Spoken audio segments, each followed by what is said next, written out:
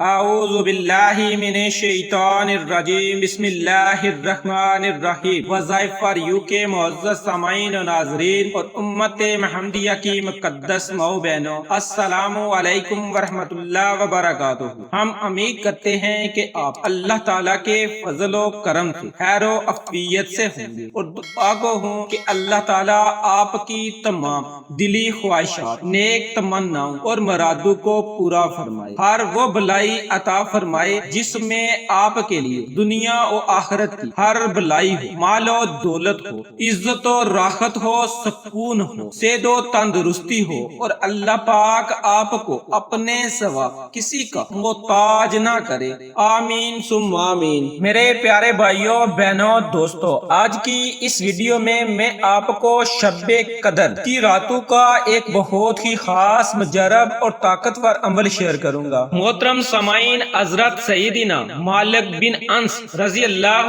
تعالی عنہ بیان کرتے ہیں کہ رسول صلی اللہ علیہ وآلہ وسلم کو ساری مخلوق کی عمریں دکھائی گئی۔ آپ صلی اللہ علیہ وآلہ وسلم نے اپنی امت کی عمر سب سے چھوٹی پائی تو غمگین ہوئے کہ میری امت اپنی کم عمری کی وجہ سے پہلے کی امتوں کے جتنے نیک اعمال نہیں کر سکیں گے۔ چنانچہ اللہ پاک نے نبی کریم صلی اللہ علیہ وآلہ وسلم کو شب قدر عطا فرمائی جو دیگر امتوں کے 1000 مہینوں سے بہتر ہے، اور قرآن مجید میں اس رات کی عبادت کو 1000 مہینوں سے بہتر قرار دیا گیا۔ اس حساب سے اس رات کی عبادت 83 سال اور 4 مہینے بنتی ہے۔ رسول صلی اللہ علیہ وسلم نے فرمایا کہ بنی اسرائیل میں ایک شخص تھا جس نے 1000 مہینوں تک اللہ کے راستے میں جہاد کیا، صحابہ کو رشک آیا تو اللہ نے اس کے بدلے یہ عطا فرمائی۔ تو محترم سامعین، شب قدر کی فضیلت میں بہت سی حدیث وارد ہوئی ہیں۔ شب قدر میں عبادت کرنے کی بھی بہت زیادہ فضیلت وارد ہوئی ہے۔ رسول صلی اللہ علیہ وآلہ وسلم نے ارشاد فرمایا، جو شخص شب قدر میں ایمان و اخلاص کے ساتھ عبادت کرے تو اس کے پچھلے گناہ بخش دیے جائیں گے۔ حکیم الامت مفتی احمد یار خان علیہ رحمت الرحمان اس حدیث پاک کی وضاحت میں لکھتے ہیں، رمضان میں روزوں کی برکت سے گناہ صغیرہ معاف ہو جاتے ہیں اور تراویح کی برکت سے گناہ کبیرہ ہلکے پڑ جاتے ہیں، اور شب قدر کی عبادت کی برکت سے درجے بڑھ جاتے ہیں۔ اسی طرح علامہ عبد الرؤف منافی رحمت تعالی علیہ اس حدیث کی وضاحت میں نقل کرتے ہیں کہ رمضان کے روزوں اور قیام کے ذریعے ہونے والی مغفرت تو ماہ رمضان کے آخر میں ہوتی ہے، جبکہ شب قدر میں قیام کے سبب ہونے والی بخشش کو مہینے کے اختتام تک مؤخر نہیں کیا جاتا۔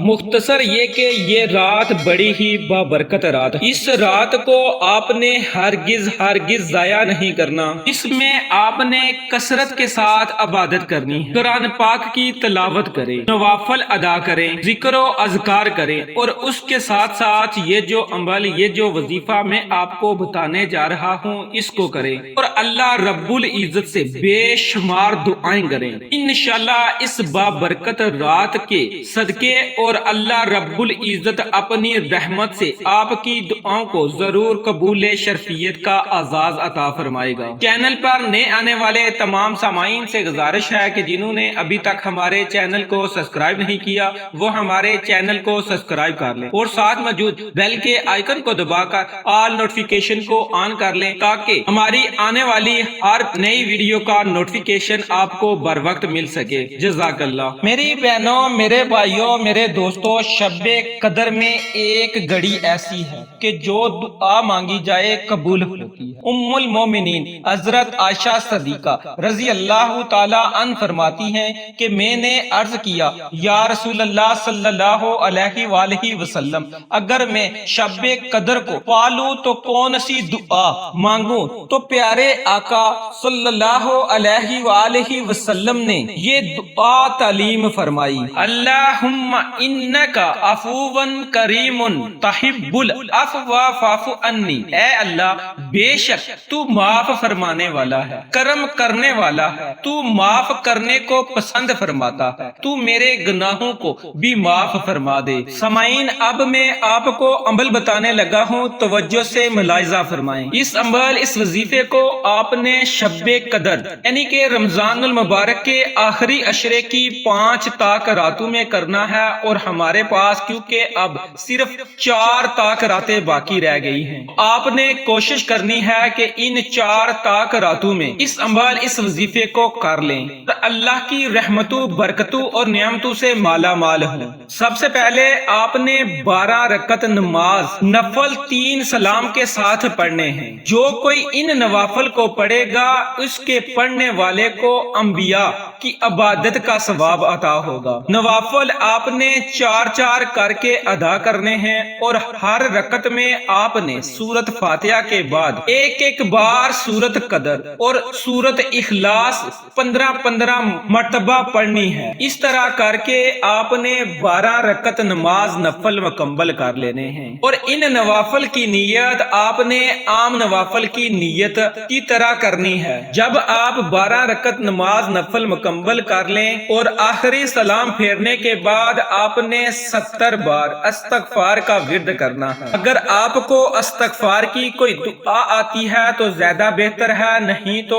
آپ صرف استغفر اللہ کا ورد کر سکتے ہیں۔ جب آپ استغفار کر لیں تو اس کے بعد آپ نے ایک تسبیح کے برابر یعنی کہ 100 مرتبہ آپ نے اس تسبیح کو پڑھنا ہے، سبحان اللہ والحمد للہ ولا الہ الا اللہ واللہ اکبر۔ آپ نے ان کلمات کو 100 مرتبہ پڑھنا ہے، اور اس کے اول آخر آپ نے 3 مرتبہ درود پاک پڑھنا ہے۔ آپ کوئی سا بھی درود پاک پڑھ سکتے ہیں، لیکن بہتر یہ ہے کہ آپ درود ابراہیمی پڑھیں۔ اور جب آپ نے اس عمل کو کرنا ہے، اس وقت آپ کے ذہن میں، آپ کے تصور میں آپ کی ضروریات، آپ کی مرادوں کو، آپ کی مشکلات کو ہونا چاہیے۔ جب آپ اس عمل، اس وظیفے کو کر لیں تو اس کے بعد آپ نے اپنے ہاتھوں کو اللہ رب العزت کی بارگاہ میں اٹھا لینا ہے، بڑی عاجزی کے ساتھ، بڑی انکساری کے ساتھ اللہ رب العزت سے دعا کرنی ہے۔ دعا کرتے وقت سب سے پہلے آپ نے اپنے گناہوں کو یاد کر کے، رو کے، گڑ گڑا کے اللہ رب العزت سے اپنے گناہوں کی معافی طلب کرنی ہے، اور آئندہ گناہوں سے بچنے کے لیے پکی سچی توبہ کرنی ہے۔ اور اس کے بعد آپ نے اپنی حاجات، اپنی ضروریات، اپنی مشکلات، اپنی حاجتوں کو اللہ رب العزت کے سامنے رکھ دینا ہے۔ آپ کی جو بھی حاجت ہے، مشکل ہے، پریشانی ہے، اس کے لیے آپ نے دعا کرنی ہے۔ انشاءاللہ اس عمل کی برکت سے اور اس بابرکت رات کی برکت سے اللہ پاک اپنی رحمت سے آپ کی دعا کو ضرور قبول شرفیت کا اعزاز عطا فرمائے گا۔ اللہ رب العزت سے دعا ہے کہ یا میرے پروردگار، مجھ سمیت تمام سامعین کو یہ عمل کرنے کی توفیق عطا فرما، اور صدقہ جاریہ کی نیت سے اپنے دوسرے بہن بھائیوں کے ساتھ شیئر کرنے کی توفیق عطا فرما، بالخصوص 5 گانا نماز ادا کرنے کی توفیق عطا فرما، ہم سب کو صراط المستقیم پر چلنے کی توفیق عطا فرما، آمین ثم آمین۔ ویڈیو اچھی لگی ہو تو اسے لائک کریں، شیئر کریں، چینل کو سبسکرائب کریں۔ انشاءاللہ پھر کسی نئے وظیفے اور اچھی معلومات کے ساتھ آپ کی خدمت میں دوبارہ حاضر ہوں گا۔ تب تک کے لیے اللہ نگہبان۔